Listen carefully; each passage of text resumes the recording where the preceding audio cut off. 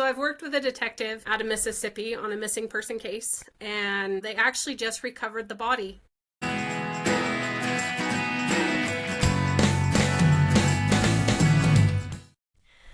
Today, we are going to talk about what sickness is and what it means to truly heal.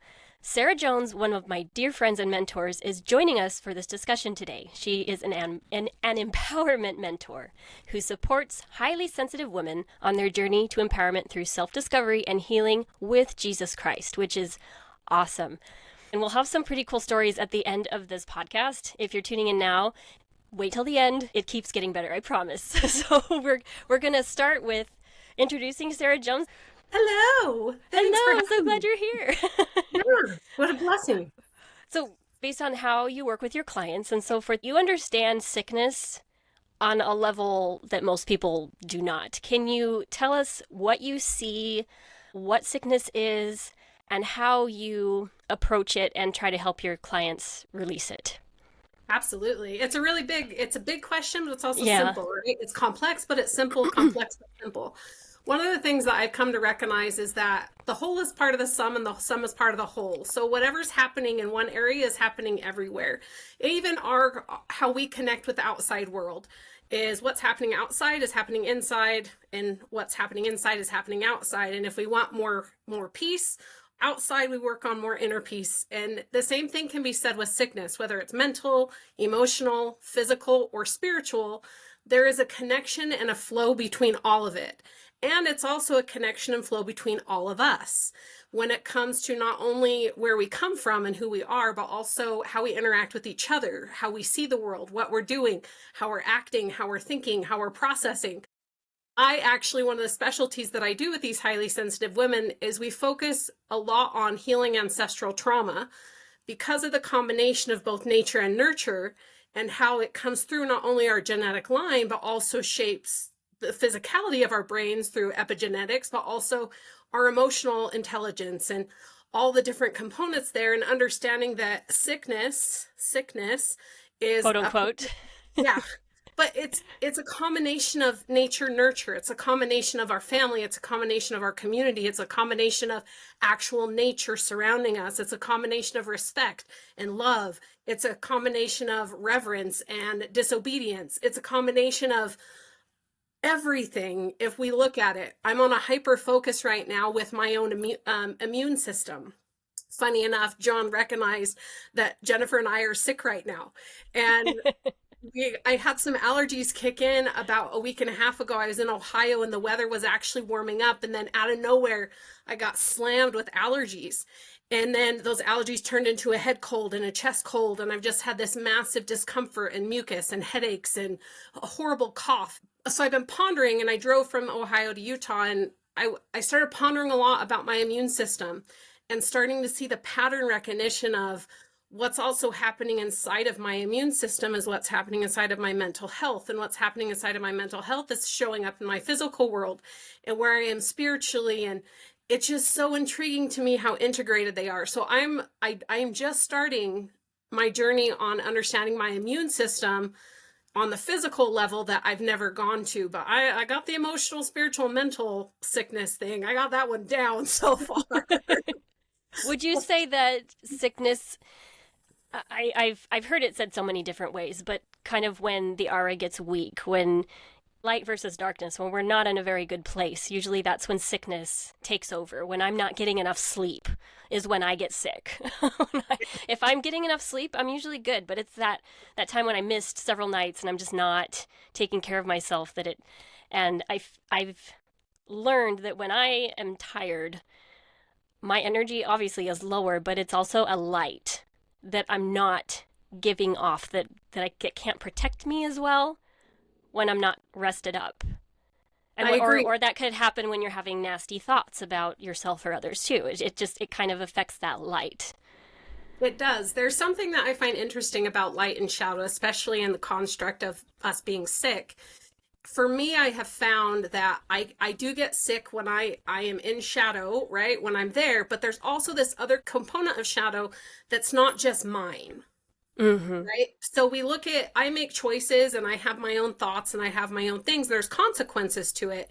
However, there's also then, again, we're going to tie in nature and nurture again. Like, how was I raised to process things? What did I inherit that came through these different lines? What am I picking up from my community? Even the definition of sociology, right? The individual impacts society, the society impacts individuals. And that's even on our physical health, or the shadow that we might be in is also where we at. I feel in my life right now, I am also in the highest light that I've ever been in. However, I'm still sick. I Mm-hmm. still have this whole opposition of life that is existing within me where I still struggle. I have mental health struggles. I am autistic and have ADHD, and I have some very specific nuances connected to those with how my brain processes emotions and how I process stress and not stress. But getting sick, it absolutely does happen when we're in shadow, but it's not always a bad thing. And Mm-hmm. it can be this beautiful place of learning and this beautiful place of exploration, and required for me to even recognize that there is light, that the shadow of sickness, what Jennifer and I talked about briefly last week was this principle of how faith and light can bring us into the space of hope. And I can't have that hope if I don't have that doubt, or I can't have that light if I don't understand the shadow. And so even though we do get sick in these spaces, I'm also of the mindset that it's good for us in a lot of ways to help us find out who we are and why we're here and what we're meant to do and step into our powers. Because with this neurodivergence that I have some pretty legitimate gifts because of it. Like, there's some legit things I can do because my brain does some kooky stuff. like, and and I think that that's the balance that we have to also appreciate with sickness and with challenges, is try to find, not even like try to find it, be willing to receive the good that comes with it as well. The journey. The There's journey. something to Yeah. be learned here, and appreciation for when I am well. That's a big one. And there's been times when I've been so sick, like with the flu type deals, where I remember sitting there, especially as a child, and trying to recall what it was like to feel good, and I couldn't. It's so weird to me that when I'm in that space, I cannot recall what it, or feel in my mind, or I can't conjure it up. I can't remember what it like to feel good again. And for 25 years, I was in a depressive state where I did not know what feeling good was. Yeah. I did Yeah. not know. I had never felt it. I'd seen it. I'd seen glimpses of it. I'd seen it in other people. I'd felt it for brief moments in myself, but it didn't last. And so it was easy to get into hopelessness and just accept the sickness, where I now believe that any sickness can be healed with the light of Christ. And I believe that wholeheartedly. Will it necessarily happen in this lifetime? Maybe not. I think it can kind of depend on us. It can kind of depend on the journey, what we're supposed to learn. If the whole learning experience for us was, no, you're sick your whole life, so you can learn these things, and it's just that kind of a sickness, then that's the purpose. But I'd say for the most part, if we want to heal, God can provide the way. Amen. Right. And you know, one of the things that I was thinking of is people can become numb to the sickness that they're suffering. Likewise, they can become numb to happiness and to the joy. And so it's almost like if you're always in that state, you begin to literally become numb to it. You don't appreciate it. You don't see the difference without. So, I mean, in that regard, yeah, you have the darkness and you have the light coming in, but it has to be utilized in the correct way. You have to be willing and open to learn from the experience and realize that even if you're sick, you can use that sickness to actually promote healing, wellness, because you can recognize that. A good analogy would be where you are attacked the most, that is the area that God wants you to be the strongest. It's like people work out, they exercise their muscles, but it's always you focus on your weakest muscle. If your arms are super strong, you're there lifting hundreds of pounds, but you can't lift 2 pounds with your leg, you're going to sit there and go, oh, that's too much weight. I mean, I got to fix this. I got to fix my leg. I don't need to worry about my arms. I need to fix my leg because it's not lifting like it should be. And that's the same way with sickness. In sickness, especially sickness of the soul, which is one of the things I can sense, it helps pinpoint where you're weak, pinpoints what you need to work on. And that's where faith, especially faith in Jesus, comes in.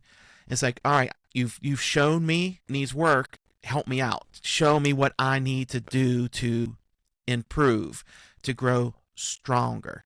That's kind of how I envision a lot of that. And I also agree. I think if you heal internally, if your soul is pure and your soul is quite devoid of sickness, then you can have miraculous recoveries. You know, I always say it's God interacting with you and helping you, whatnot, but you have to be open to receive it. Whereas one of the problems I see people get into, and I can tell you the story later on when we get into the stories section a little bit, but when people latch on to sickness, not only become numb to it, but it becomes a way of life and it becomes a comfort. So they don't want to get rid of it because it gives them an excuse. It gives them a reason to become sicker, you know, to enjoy that life. And that's one of the great, that's something very difficult for some people to overcome. Some people do. And when you do, it makes great individuals. And then unfortunately, some people who don't, well, life gets even more difficult for them. Yeah. So You said quite a few things that I'd love to touch on. The ailment is usually connected to something quite specific internally. Like that pain, you can usually pinpoint it to a spiritual pain somewhere, right? Just quick story about how that affected me personally. And then I want you to touch on this, Sarah, of just how you have recognized how pain is connected to the spirit.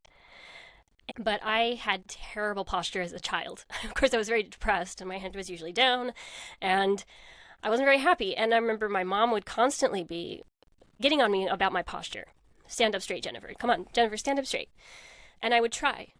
But then inevitably I'd be slouching again. And I remember going into the bathroom one day and thinking, okay, like, what do I need to do to stand up straight? What does that feel like, look like? And I remember turning to the side and looking at my back and going, ooh, that's pretty, you know, it looked like a little hunchback over there. Okay.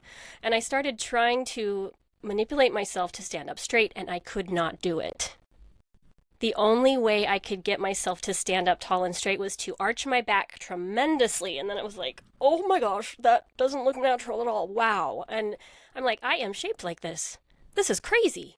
I literally cannot stand up straight. And I was a young teen, you know, this is crazy. And my grandmother was really hunched over. So I'm like, oh, geez, am I already headed down that path? Well, years down the road, as I'm slowly and steadily healing, one day I looked in the mirror and I turned to the side and I went, whoa, I gasped. I was like, what the?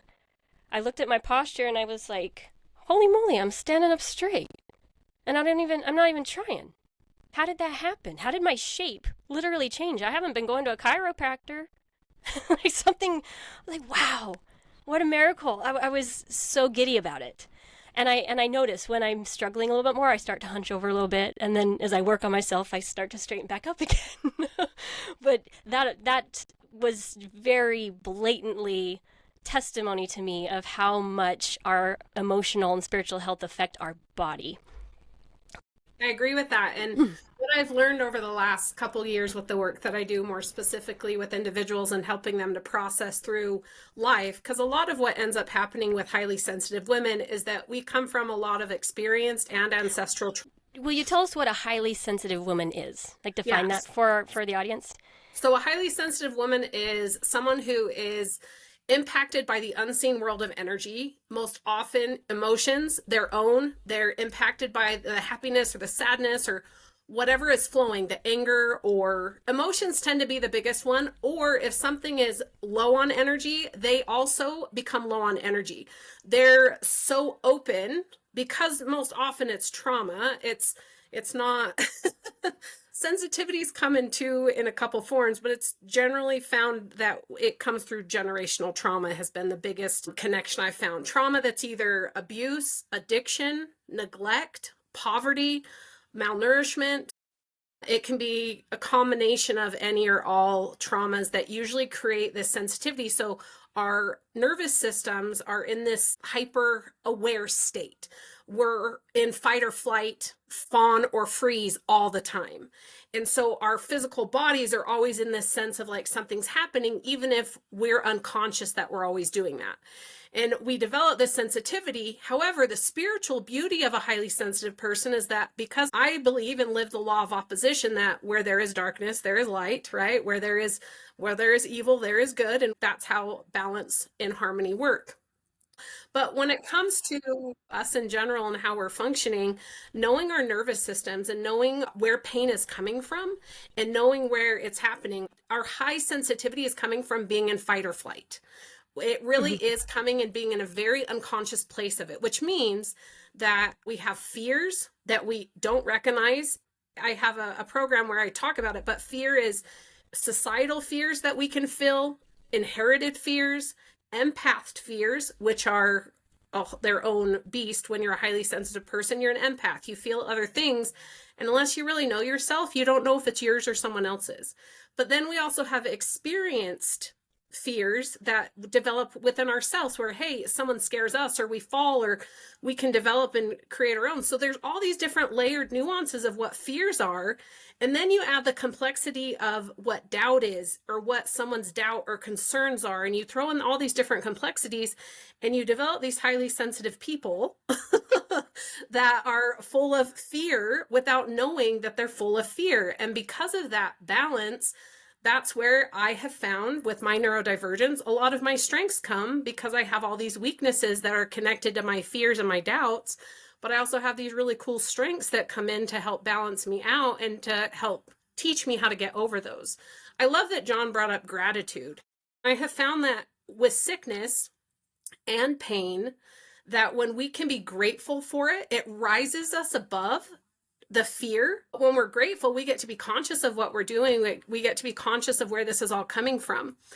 Pain, though, physical pain, if you start asking what emotion is in that pain, right? If you have knee pain, your back, your arch back, you said that when you started healing, it just naturally started doing better. I would venture to challenge any of us who's listening to say, when you have a pain that shows up in your body, ask what emotion it is. And if you want to be nuanced, because you might be an empath or a highly sensitive person, ask, is this even mine? Where is this coming from? What is this? And where am I feeling it from? And start questioning. And you work with God to find all the answers to it. And he'll tell you, he wants you to get to know yourself. Because we're going to go back to that greatest commandment is to what? Love God. But the second one comes with a caveat, to love your neighbor as yourself. And if you can love yourself, you can love your neighbor. And he wants you to love it's a whole lot easier to love them. That's what he's bringing us, to love ourselves. And when we're having these pains and these sicknesses, we have to learn. For me, I'm learning to slow down. I'm learning to actually say, wait, this isn't good for my mental health. Granted, I know that Christ can heal my mental health issues. He can heal these catastrophizing and my need for control, and he can help to calm and heal this trauma and neglect and abandonment that I have. He can heal all of it. However, he also teaches me during it.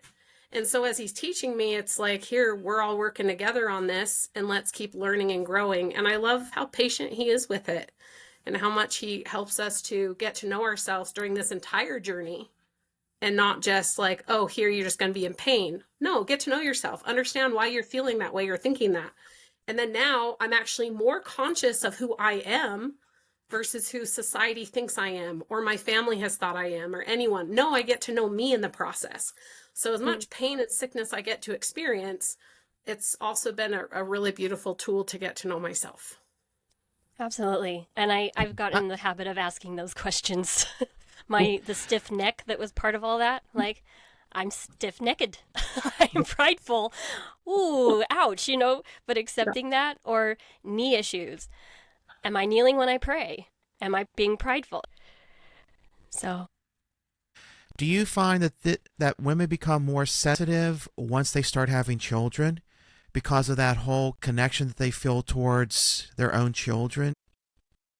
I don't have kids, and I am a highly sensitive person. I Okay. haven't seen it. I haven't seen it when they become mothers. That's a level of energy, of nurture energy, that shows up. And the highly sensitive energy is more fear-based. The opposite of nurture is neglect. And so if someone comes from a lot of neglect, it can perpetuate and show up in a family of neglect, which would bring it up more. But when it comes to the positivity of nurturing, when a mother has that beautiful energy come in, if it does show up more, it's because she's starting to embrace the nurture and starting to recognize the neglect. And so she becomes more in tune with herself of like, oh, I want to nurture. I want to serve these children. I want to be more in tune with these natural gifts that I have rather than shutting them down because of neglect or the lack of connection. That was me. When the first time I became a mother, I was shocked at how little I felt. I didn't feel a connection to my baby, and it was very disappointing. I'd hoped that I would have that. I loved my baby. I served my baby the best that I could, but the experience I had most recently with my son now, which is a 15-year gap, was an entirely different experience where I did feel that connection. I did feel that nurture, that desire to nurture. I didn't have to force myself through the whole process, because I think a lot of good mothers find themselves forcing themselves to be nurturing, but they don't feel it. And that is a good mom, willing to do something that does not come natural to her. Like, it's amazing how much strength that took me. It was miserable sometimes, but I did it anyway. And I wasn't the best mom, but I did the best I could. And I think there's something to be said for mothers who, I think the children know their mom is fighting and trying the hardest she can, and they can tell the difference between those who throw in the towel and those who really fight. I do know the difference between having that nurturing energy and having it not at all. And it was not fun when it wasn't there. And I was highly sensitive, I think, before and after. But they also encouraged me to heal in ways that I wouldn't have without them. Absolutely. Yeah, that's coming from a question from a guy, because we Yeah, don't no, that's a very have good that question. experience. So Well, and yeah, honestly, John, men are highly sensitive as well. I just specialize in women for a reason. Women come to earth to learn to step into our power because we're born natural nurturers. We have this funny thing that if you just look at most women, the pattern of most women are very like, no, I don't know this power. I'm going to just step back and sit back. And it's like, no. Right now, it feels like, especially if you're sensitive to what the shifts in the world right now, it feels like women are like, no, it is time to step up. Like, it is time to step into your spiritual gifts. It's time to step into your motherhood, that power of being maternal. I don't have kids, but I am absolutely a mother, and I am maternal in that sense of nurturing and loving and stepping into this power that we have where we can heal the sick, where we can help those who are blind, where we can serve in capacities that Christ has called us to do because we are his children, right? We are his daughters as well as his sons. Whereas men, my hypothesis at this moment is men are here to learn humility. Men are here because they're born with this natural power. They have this natural sense within them to like do stuff. And I, as a woman, I'm like, how do you think you can just do? And it's like, oh, you guys are here to learn to be humble through learning to become nurturers. And we're learning to be powerful because we were born with nurturing in us. And it's this whole lamb and lion principle that in the last days, the lamb and the lion, this masculine and this feminine, are going to lie down together without any ire, where we are powerful in all ways, in not only physical strength, but also in emotional and mental and spiritual ways. And not that we as women don't have pride. Jennifer made a point like, oh, Oh, I got I had pride. I had a lot of masculine energy. Definitely have some pride that I'm working through. I think hence for me, that's why I think sickness has been a blessing, is because my mental health, it teaches me I have to rely on the Lord. Like, I literally have to. I cannot do things. And it requires me a level of humility that I personally know Sarah would not have in any other way. Like, it requires me. My sicknesses require me to be humble and to trust the Lord. Otherwise, I don't think I would make it through this life. Mortality would be too challenging and too hard. Oh, I hear you. I totally agree. Yeah, that was a hard lesson for me to learn. Doing a lot of wrong things early in my life, As my one friend Carl told me, he's like, I could see God looking at you going, all right, you're putting the effort in, what are you doing? Why are you doing this? It's like you're focusing all your effort, and then when God finally had enough, he just gave me a quick backhand. Set me down, and it's like, that's enough. Yeah, I admit, I used to be extremely prideful and extremely arrogant, and that in a way was a sickness within my soul that I didn't even recognize. And Yeah. it took some major events before it really dawned on me how much of an idiot I was. And I know you're not supposed to say that about yourself, but that's the easiest way I can explain. It's like, I think I, most of us are embarrassed of our past selves a little bit. I know I am. yeah, and I think that was also another really lesson, is to accept who we were Yeah. as part of the entire experience. Because if we weren't that person, we wouldn't be who we are now. And it's like when God looks at us, he doesn't look at you in a momentary snapshot.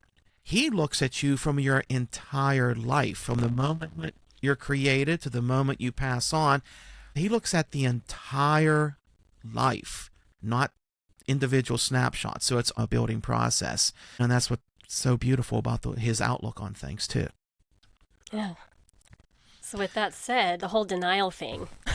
Oh, How many yeah. how many of us deny that we're sick or deny that we want to be sick? If you went up to somebody who was sick and said, "Oh, I think you want to be sick," they'd be like, "No, I don't."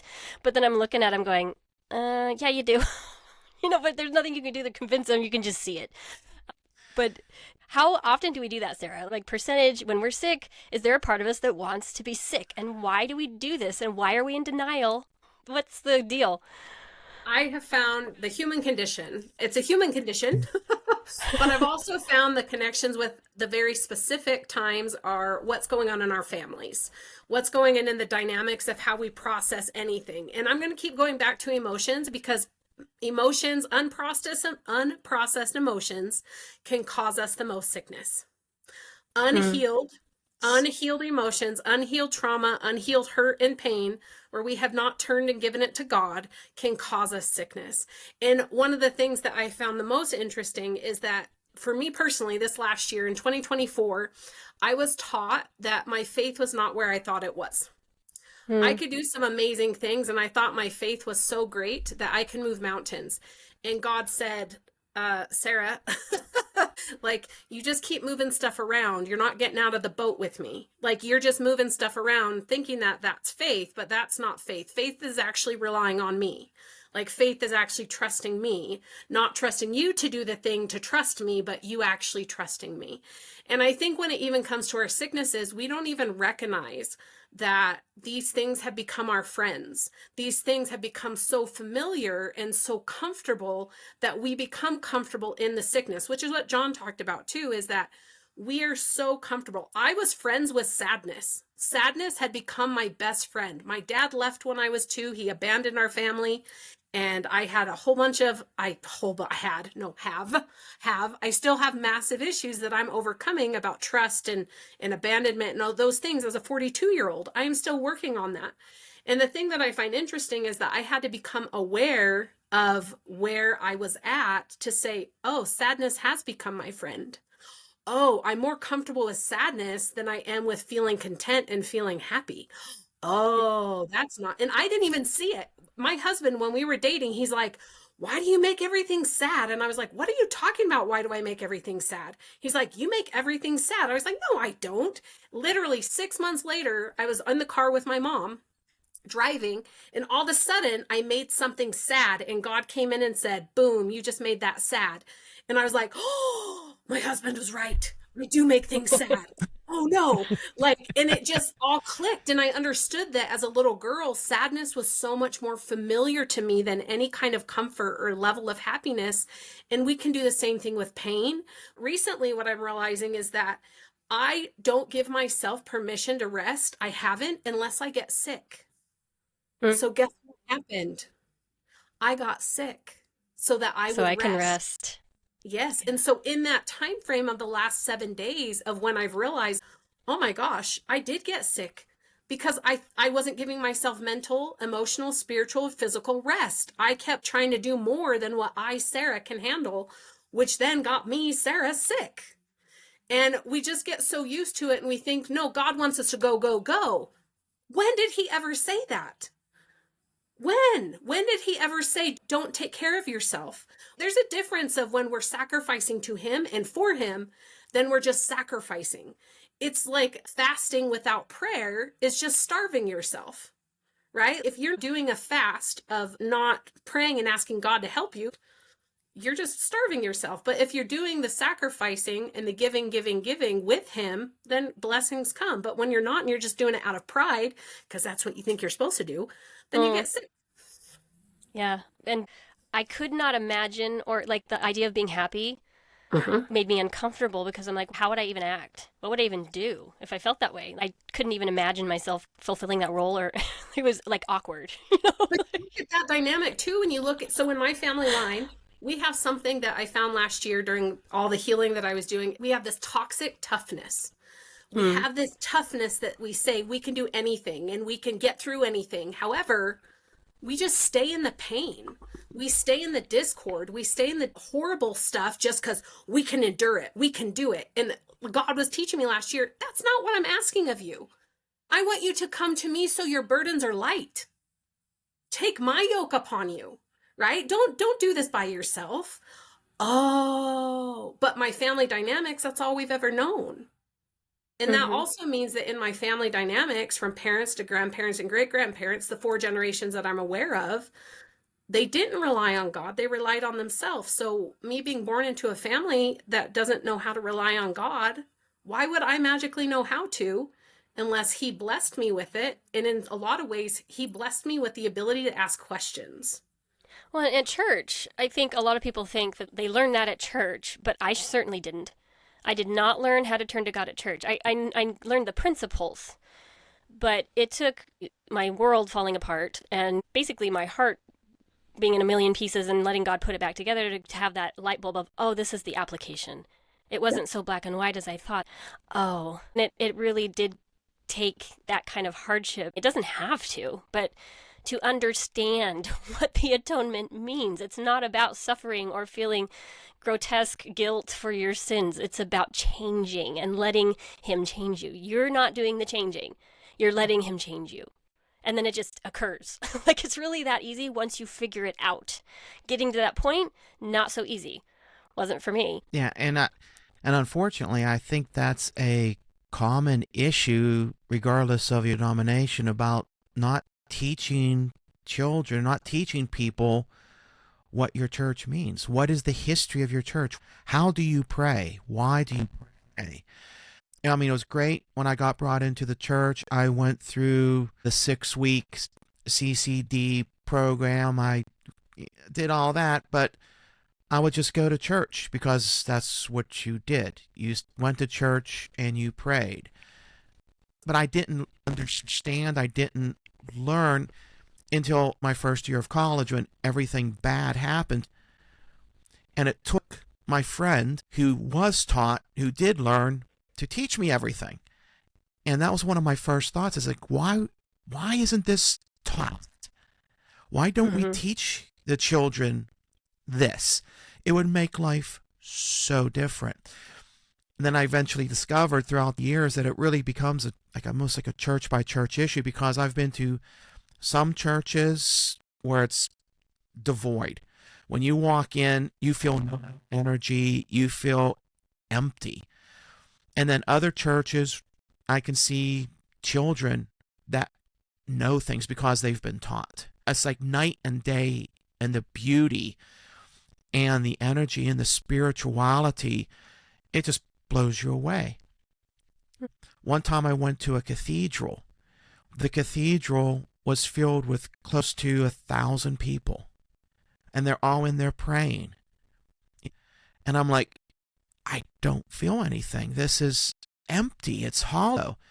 And then I come to a church that only has 20 people, and they're praying, and I'm almost blown out of my seat by how strong their faith and the spirituality. So, in that regard, even when it comes to healing and being around others, you heal more around people that are on that same wavelength, that have that Mm-hmm. same energy, that same spirituality, because they're more in tune with reality, for lack of a better expression. I mean, I that is the reality. That's the spiritual reality that people are missing. That's a devoid in their life, and that's kind of, in my opinion, that's one of the saddest things about this day and age, is just that emptiness. Yeah. I would love, can I expound on that really quick? Go for So it. Yeah. what Jennifer and John, what you guys were both saying is Jennifer asked, like, how do we do this? And then John talks about prayer, and he talks about what I feel is a big difference between culture and faith, right? Are we doing the things that we're doing out of culture? Or are we doing the things that we're doing out of faith? Are we serving and loving God because we want to or because we think we have to, right? But when we come to understand why we're doing things, last year, again, 2024 was a massive year for me, but it was also the hardest year of my life. And so here we are with beautiful, beautiful opposition, right? The hardest year of my life, but also some of the most glorious ahas that I've ever been given came. We've both talked about this on Yeah. that podcast. So in 2024, the acronym God gave me, he told me it was the Cry Unto the Lord acronym. And it was WAH. And I was like, okay, what's this? This is when you know that you are healing, when you're changing, when you're growing, is that you're crying unto the Lord, whether you're seeking strength or you're seeking healing or you're seeking any other thing from him. It is cry unto the Lord and seek him. You are willing, you are humble, you are aware, you start to acknowledge, you become accountable, you accept, and then you take action. A lot of times when it's like, how come we are staying sick, or how come? Because people are not aware. But if you go even further, and notice that was early on in the WAM, right? That was the first A, is awareness. And Yeah. awareness is key. Awareness is key to be able to change anything. If you already have a willing heart where you want to be with God and where you're loving your neighbor and you're seeking being a better person, you have a level of willingness and humility that's already there. It just exists in you. But when you're not becoming aware of, why am I doing what I'm doing? Why am I feeling the way I'm feeling? If you don't allow yourself to ask questions, you're not going to ever get the answers from God. If you never ask, he's not going to force it on you. He's not going to say, hey, I'm going to force this knowledge on you. No, he's inviting you. So once you start to become aware of, like, wait a second, maybe something else is going on here. And then you can acknowledge it and you can be like, oh my gosh, sadness, right? I became aware. My husband, a boyfriend at the time, pointed out and said, you're really sad all the time. What? No. And then I became aware of, like, oh my gosh, I am. And then from that moment, I could acknowledge and be like, I really am sad all the time. Where is this coming from? And I continue to ask questions, and then I become accountable to it. And I'm like, oh, it's from the dynamics of my childhood. It's from the dynamics of not trusting people. Oh, that means I also don't trust God. There's an accountability of, I'm sad because I'm choosing this. It's not because he's forcing it on me. It's just because it's become so familiar. So then the accountability part is, I either get to choose to forgive my family, forgive myself, ask God for forgiveness, and I get to go through that repentance process where there's accountability to say, oh, I'm so sorry that I've been doing this to myself. Like, I don't want this sadness as my friend. Sadness, we're not friends anymore. I'm going to set a boundary and say, you're not my go-to. You can exist and be there. It's a real emotion I'm okay with, but you're not going to be my go-to person anymore. And then I get to that point of acceptance where I say, I can't do this. I have to give this to Christ. I can't. Here you go. I'm human. This is too hard. And then I give it to him. And then he says, now act in faith, take an action. So I stop doing or I start doing something. And then I start the cycle again on the next thing that comes up. Wah! And then I go through the cycle again. And it's the same thing that he wants for us, is to continually be willing and humble, be aware, acknowledge, be accountable, accept that it's him who strengthens us and who forgives us and who heals us, and then take action so that you can keep moving forward and keep learning. Because faith is action. You can't just sit still. Faith is getting off the boat. and walking on the water with him. Faith is getting out of the boat. Like Peter. For those Like of for those who Exactly. don't know this story, Don't know that reference he yet. walked on the water towards Christ. But yeah, Yeah. absolutely. And And I love the class that I took with you about releasing fear, where we talked about this, and it was so cool then. And thank you for bringing it up now. Yeah. yeah, and the other thing was you comment on don't be afraid to ask. Mhm. That actually reminded me of a funny story how I started because I was so used to being told stuff. And I kept saying to my guardian, I was like, why does God do this? Why does God do this? Why does God let this? And finally, my guardian angel had enough. And he's like, did you just want to ask? And I'm like, I can do that? He's like, yeah, you can ask. I don't know if he's going to answer you, but why don't you try having a conversation with him? And that's when that next set of my teachings began because I actually started asking. And that's also a fallacy of the world where they keep saying, don't ask questions, trust us. Blindly trust what we have to say because we know what's. No, people should ask and not be afraid to ask and even ask themselves. Have a serious conversation with yourself and say, who am I? What do I need to work on? Where's the sickness? Why am I feeling like this? I mean, that's the way we're designed. We're always asking those questions.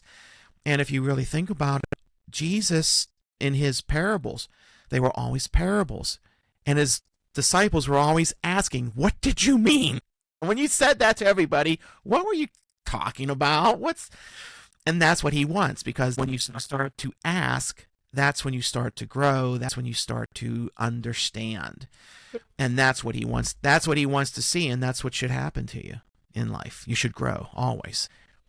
And with prayer, I know Sarah and I talked about this a little bit beforehand, and I wanted to expound on this topic a little bit more. I think it's a lot like manifesting, and even those who don't necessarily pray formally, when you are consciously trying to manifest something, it's very similar to Christian way of prayer, right? And Sarah helps her clients to manifest with hope rather than doubt. So will you tell us a little bit more about that and how that can apply to how we approach sickness as well as prayer? Absolutely. So what I work with is that faith builds hope, hope builds love, love comes back around to faith again, right? And faith is an action word. Hope gets us to manifest. It's our intention. It's what our intentions are based on. And then love is connected to our intuition. Why are we doing what we're doing? Why are we receiving these insights? When we come to understand why we're not manifesting, looking to the future of a life without depression or a life without a sickness, and you're trying to look forward and manifest this life without it, if you don't have hope that it can change, and you don't have hope that things are going to be any different, or you doubt that they will be, this is my phrase that I use if you're trying to understand if you have hope or not, or if you are hopeless, because it's more common than not to have no hope, just FYI. It's a pretty common human characteristic to be low on hope. But if you find yourself saying or feeling, this is just how things have always been, this is just how things are, or this is how it's always going to be. Yes. Whether that's about your health, whether that's about a relationship, whether that's about your finances, whatever it may be about, if your mindset in any way, shape, or form says, this is just the way it's always been, this is how it's always going to be, there is no hope there. And you cannot manifest without hope. And hope is Christ. Hope is saying, I can't do this by myself. I need someone else to come in and teach me. I can't see past this darkness that is right here. I only see sickness. I only see regret. I only see mistakes. I only see the bad, right? Perfect. That's where you have a perfect Savior who comes in and says, look to me. Look beyond that. I'm going to give you relief. And then you get to choose to have faith and believe him that he's going to do it and that it's going to be there and that your burdens are going to be lifted. And so if you're trying to manifest or set your intention that you're going to have these beautiful experiences, you have to actually believe it, right? You have to actually consciously say, is there a part, this is that self-sabotaging energy that we talk about, is if you don't have hope, you're actually self-sabotaging because you can't see past and manifest anything more then that this is just how it is. This is how it's always going to be. I can't do anything different. My parents, my spouse, my kids, they're always going to look at me like this. They're always going to treat me like this. This is how I'm always going to see the world. This is how I'm going to always experience things. I'm going to always this, blah, right? It gets really sad and down. And you wonder, why can't I get better? Well, you don't believe you can. And when you know that with God, Christ literally says, all things are possible to him that believeth. All things. Your happiness, your financial success, your growth, your healthy relationship, whatever it is, anything and everything, your healing is possible to him. It's you have to have that foundation of belief. And like even Jennifer said, it doesn't mean that in this life, everything is going to be easy or comfortable or it's going to happen in this life. But when you can go internally, which is what John talked about too, is when you can go inside of yourself and you can find that peace and happiness within yourself, you're going to take that when you go to the next life. So you're going to be A-okay.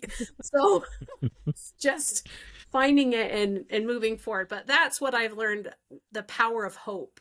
Is it changes the world, and to become conscious of it. Because again, remember I said awareness is key. Awareness is becoming conscious of things. Awareness is saying, wait a second, there's other stuff at play going on here that I myself and my pride may not understand are going on and are at play. Yeah.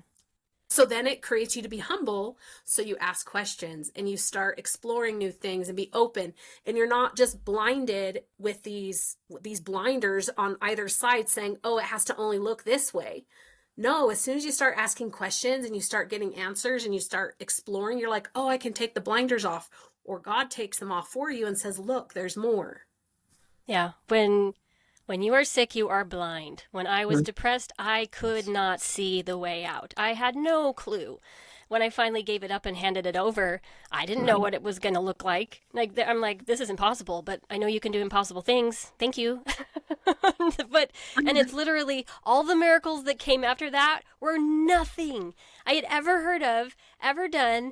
The people that just came forward, gave me things, offered me suggestion. It was all there. God was just waiting for me to say, okay, I give up. You do it.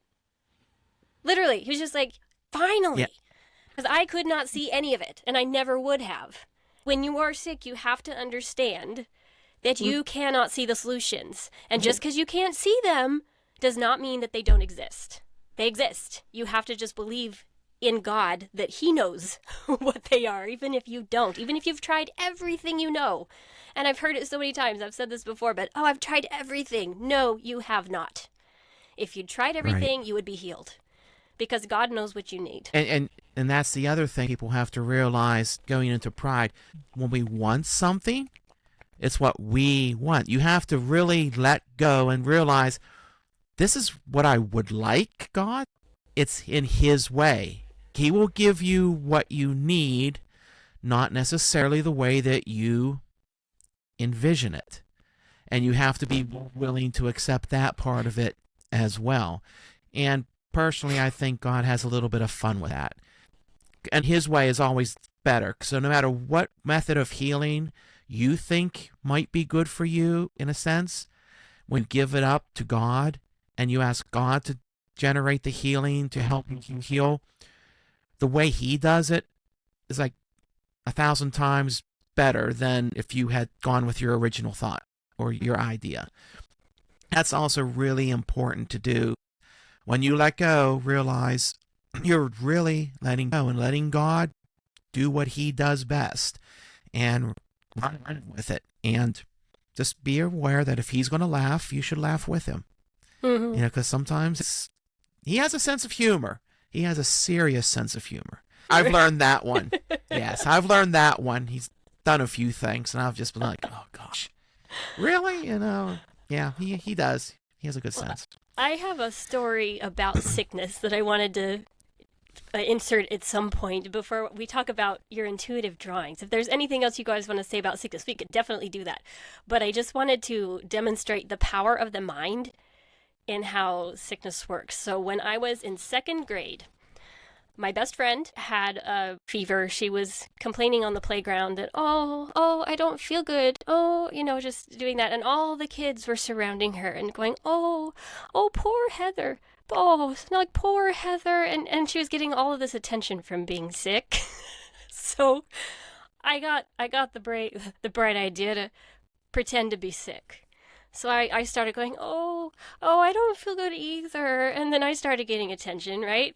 And this went on for a few minutes. And one of the playground ladies was like, what is this big group? What's going on over here? Because all the kids were doting over us. Oh, poor Heather, or poor Jennifer. And she comes over and she feels Heather's head. And then she feels my head and goes, you need to go to the nurse. She didn't send Heather to the nurse. I gave myself 104-degree fever. I've never had a fever that high since. I was stuck at the nurse's office all day because they couldn't get a hold of my mom, and I didn't know how to make it go away. but I knew I was not sick, and I knew I gave myself that fever, but I didn't know how to undo what I'd done. But I realized in that moment as a second grader the power of the mind, and I never consciously tried to do that ever again. But if we can make ourselves sick, we can also make ourselves better. Amen. That we can. We can absolutely. Amen. And God wants us to. He wants us to believe in his miracles. He wants us to connect with his creation power. He wants us to align with his will. He wants us to be happy. He has mansions prepared for us. He has the abundance of life prepared for us. He doesn't want us to live in squalor, but he wants us to choose. He wants us to learn and question and grow and get to know him and rely on him. And there's all these components that sickness, as hard as it is one of those things that can teach us if we're humble enough to seek him and to say, oh, I can't do this by myself.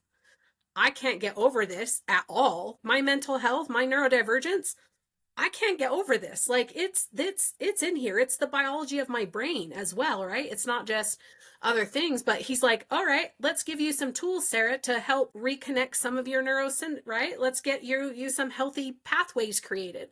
You're going to still have these certain things happen, and you're going to still have these sensations going on in your system and these nuances that you can't not do, but I'm going to mild them down for you over time when you learn to rely on me. And it's been the coolest thing to transition and know that I have the power within me because I am his. And we get to do that.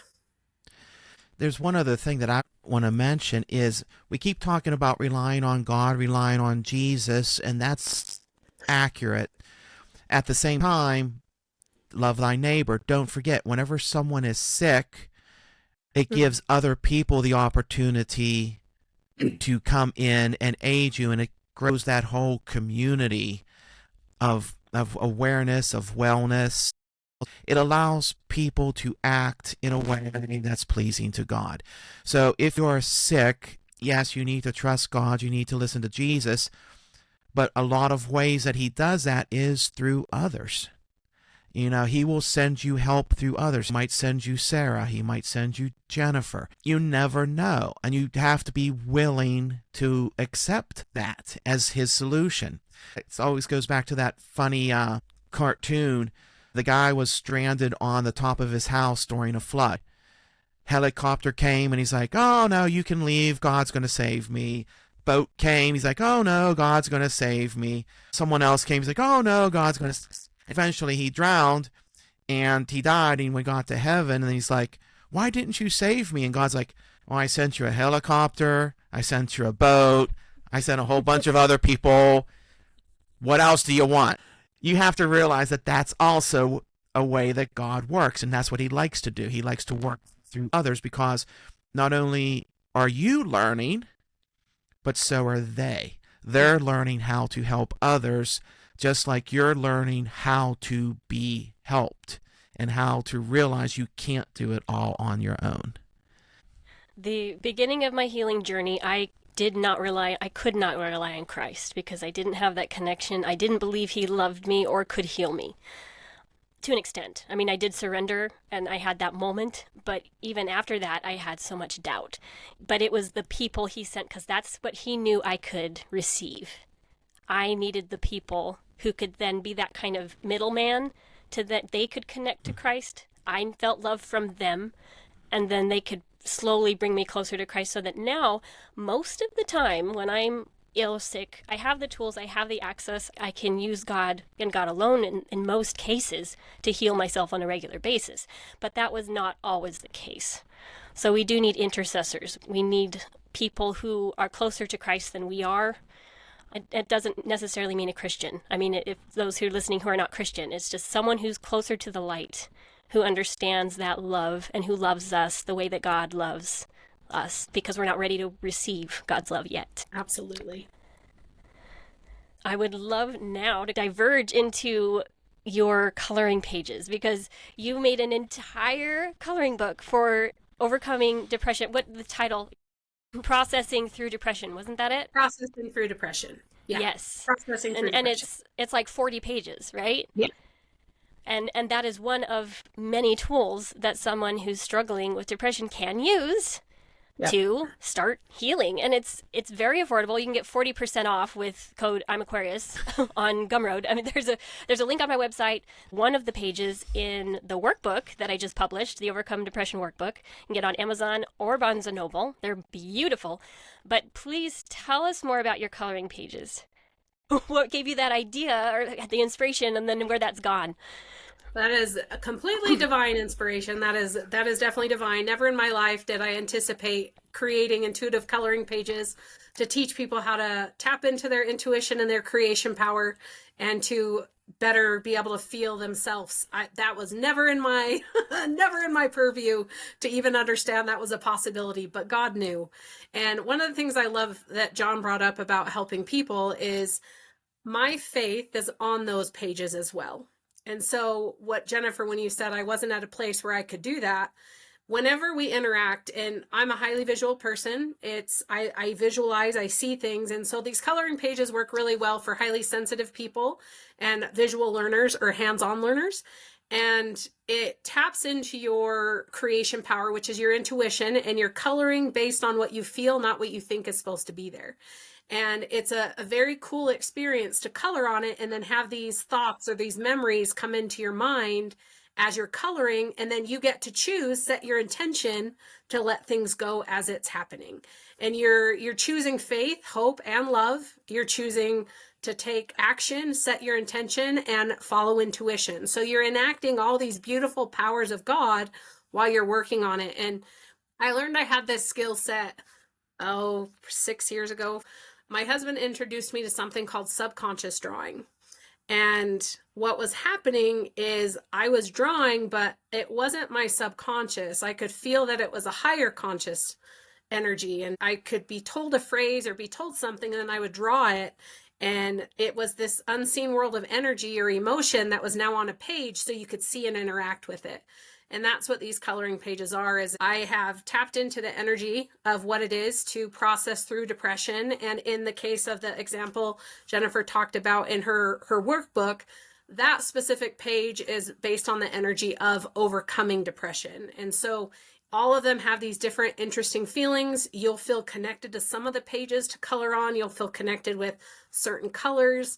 It's a very, very enjoyable and simple process to start trusting yourself.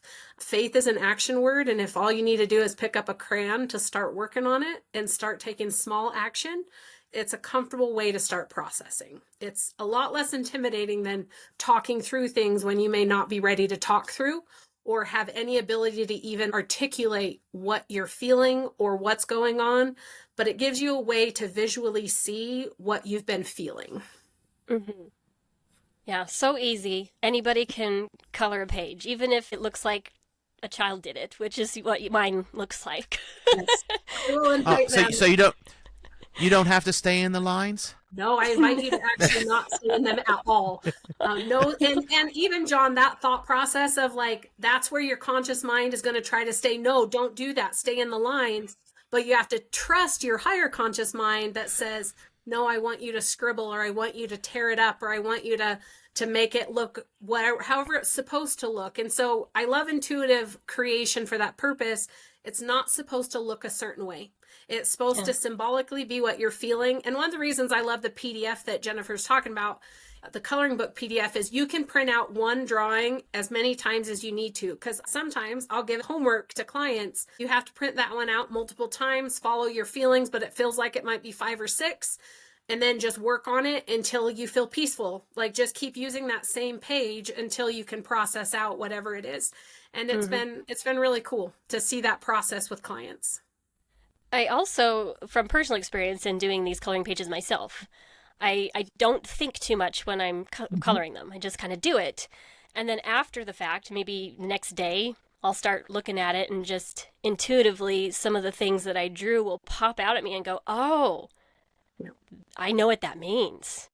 And I drew it or I colored it, but I didn't know what it meant when I was doing it. Yep. So it's pretty cool.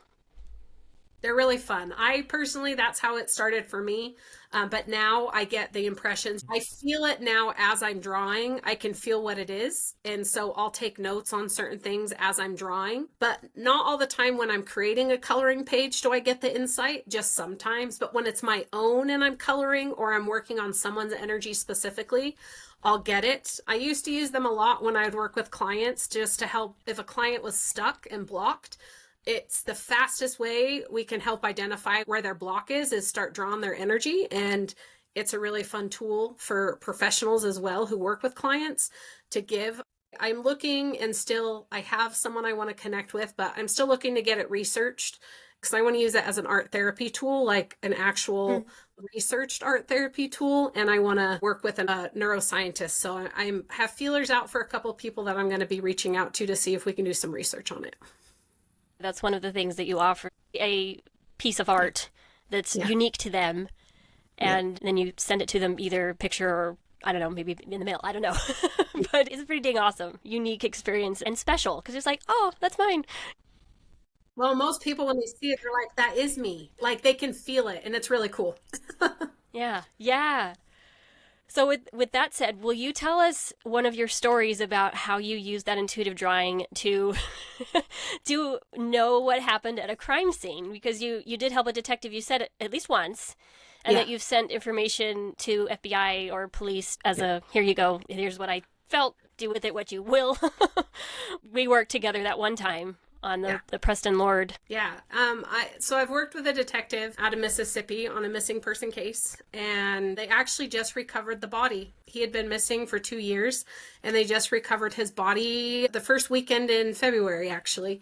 And it was the coolest blessing. She emailed me, and what's interesting is when it's a missing person case, there's a lot of energy at play. There's a lot of this unseen world going on of not only the person who committed the crime, but also the victim of the crime. There's energy that's just moving around, and sometimes they want to be found and they don't want to be found. And so what I would always recommend for anyone is just continually keep praying for everyone. Even if they're passed on, pray for them that they're healing where they are and that they'll want to be found, or that they can be. He was actually discovered not by the police, but by a hunter, which was a tender mercy. And it was a really cool experience. But working with them, I got to also teach a class to their department on how to tap into their intuition as police officers and be like, oh, this is a real thing. Yes, you can trust yourself. But in essence, I'll draw the picture. The first drawing I did was a profile of also the young man who was killed, but the person who killed him kept showing up on the drawing a lot. And so that's when I sent it out. And I described him to a T and said all the different factors of what was showing up in his drawing. And the next day is when the detective called me and said, how did you know that? This is our prime suspect, and you just defined him to a T. This is who it is. And it's a very humbling experience to recognize that God uses our gifts and he strengthens us in the areas where we're comfortable. Not everyone would be comfortable working with deceased people or missing persons cases, but I am. For astrology folks, I'm a Scorpio moon, and I like going deep. And so it's a comfortable place when I'm there with light and when I'm there with Christ. So, but working with them was really neat. And the other one that stood out a lot was there was a missing person case in Utah, and it was a dad who went missing. And my husband was a professional networking colleague, like he had met him. And he saw that he had gone missing and asked if I could draw a map to help them locate him. And it felt like he had passed away. And I connected with the wife and sent her the map. And they found his body within 24 hours of getting the map. And what was really interesting in that case is his brother called me 2 days later and said, "Can I talk to you about that map that you made? And can you help me know how you knew where he was?" And he was able to describe for me everything that was in my map and everything that was in my drawing and how it was actually where he was. From the location of the campsite they found him deceased at, to the different components. He's like, "I knew he was in the Uinta Mountains." All these different components came out, and it's a matter of getting to know our gifts, but doing it with God. Any spiritual gifts, if you want to strengthen it, you have to work with the Lord on it, but you keep taking action to refine it, and you keep working with it. And I couldn't do what I can do now with my drawings and how I feel them. I couldn't do that at the beginning 6 years ago at all, like at all. But I can now, even without a drawing, I can feel things now that it's amazing to me that I'm like, oh, that's a huge blessing. But it's because I've nurtured the gift with God. And I chose to not be afraid of it. I chose to trust him and say, "This is weird.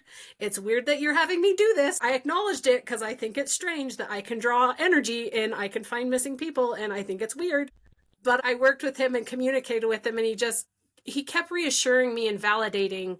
And every time that it helped find a missing person, or I connected with family, or even in the case of, like, the Idaho murders of those 4 young adults who were killed, and I drew a profile of the killer, and it actually is the profile of the man who's on trial right now. And as morbid as we think some things are, it's also validating for us to feel these things intuitively. And it's not that we have to talk about them, but it helps validate our relationship with God when we have these small things happening. Even when in the healing journey, it's the same thing. As we can validate these moments of, oh, I do feel that I feel this or I feel that. And validation is so important. So let all the different things you're doing connect with God and follow the peace. Follow the peace. Amen. Thank you. Thank you. Agreed. Thank you. Thank you. Sarah, I value your time. You are amazing. And I really hope a lot of people listen to this because there's so much value in your experience and the things that you shared today. Where can people find you if they want to work with you, and what other things do you offer? Because you offer quite a few different things. I do. Right now, I have a free training called Move Your Mountains, and it's specifically about how to use faith, intention, and intuition to get you through the fear, the doubt, and the indifference, and helping you to really understand how fear, doubt, and indifference are your blocks in life. And that's a free training that's actually available at any time on my website at sarahjonesmentoring.com/Move Your Mountains. I also have a free course on intuitive coloring. It's called Release Fear of Judgment. It's a free coloring class, and I actually go through the process of how to work with intuitive coloring. And you can choose from a list of 20 free intuitive coloring pages that are all connected to releasing your fear of judgment, whether it's about fear of judgment of divorce, fear of judgment of astrology, fear of being judged based on how you look or your finances. There's a whole slew of them, but those are some of the free resources. And then when you attend the Move Your Mountains training, the training itself is massively powerful. It's actually my most fun and impactful training I've ever made. That one, once you participate in it, you actually will get 50% off to my Crushing Fear program, which is a self-paced, at this time, it's a self-paced mentoring and clearing program to help you crush fear, to help you to become conscious of it and to know what it is and get through it. But you get 50% off if you attend that free training, but you get lots out of the free training whether you do the program or not. Yeah. And then you've got the coloring pages that you offer as well. Yep, I have coloring pages. Several books. Yep. And if you just go to my main page on my website, all of these that I'm talking about are on there at sarahjonesmentoring.com. Awesome. Yeah. All right. It's been fabulous. You guys are so good. Fabulous. Thank you again. Thank you, John. And I think we'll say goodbye for the day. Unless is there anything else we want to say? John, you had a comment or? No, I'm pretty good. Okay. All right. Well, until pleasure. next time, folks. This is the Overcome Depression podcast. I'm Jennifer. And I'm John. We'll see you next time. And I'm Sarah. Goodbye.